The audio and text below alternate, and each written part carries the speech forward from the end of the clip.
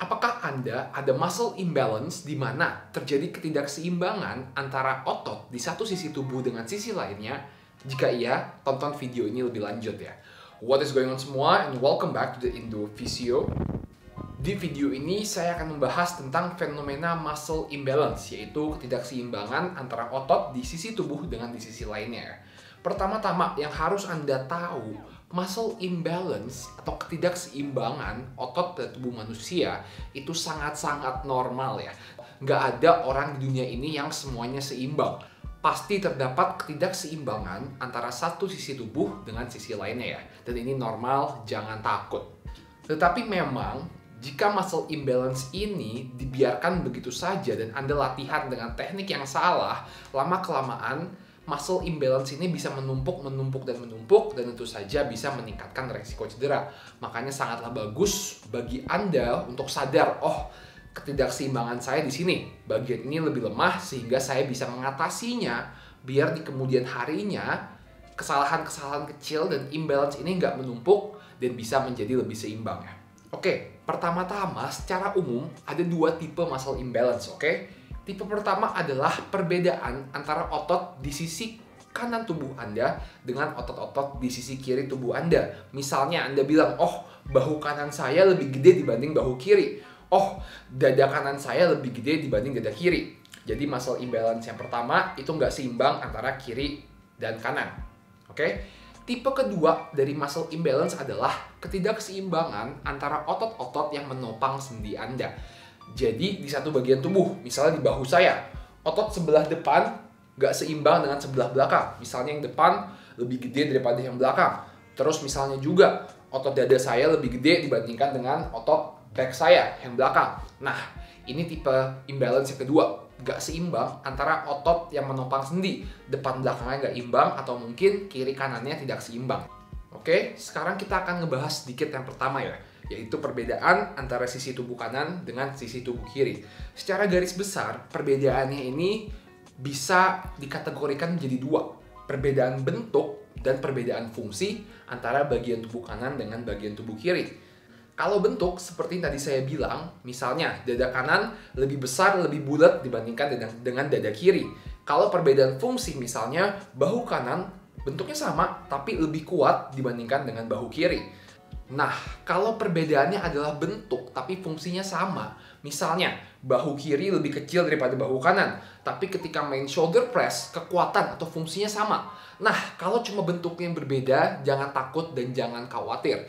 Ini di kebanyakan kasus tidak akan meningkatkan resiko cedera. Kalau fungsinya yang berbeda, nah ini yang harus diperhatikan ya. Misalnya, bentuknya sama, tapi ketika main shoulder press, bahu kanan itu bisa ngangkat 15 repetisi, tapi bahu kiri cuma kuat 8 repetisi. Nah, kan lumayan jauh tuh ya, kekuatan atau fungsi bahu kiri setengahnya bahu kanan. Jika ini yang terjadi, maka Anda harus mencoba untuk melatih sisi yang lemah tersebut. Caranya gimana? Anda harus menambahkan unilateral exercise ke dalam program latihan Anda. Jadi unilateral exercise itu adalah exercise yang menggunakan satu tangan ya. Jadi Anda harus fokus menguatkan sisi yang lemah, yaitu bahu kiri Anda.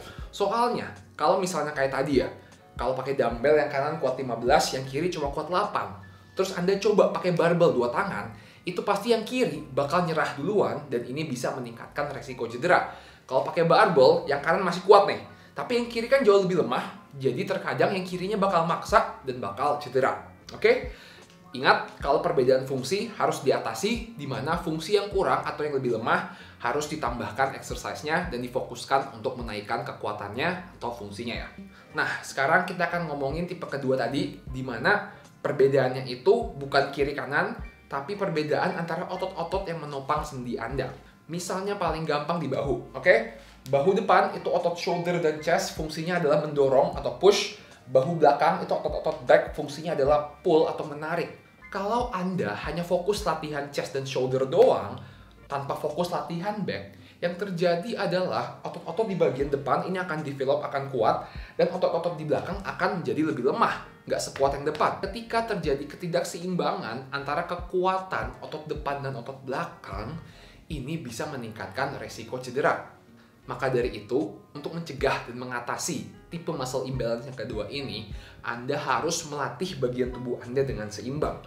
Bagian yang depan harus dilatih seimbang dengan yang belakang. Yang kiri harus seimbang dilatih dengan yang kanan.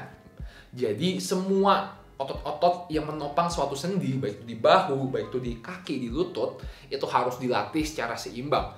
Kalau cuma latih sisi yang satu, sisi yang lainnya nggak dilatih, ini akan menciptakan imbalance dan meningkatkan resiko cedera ya.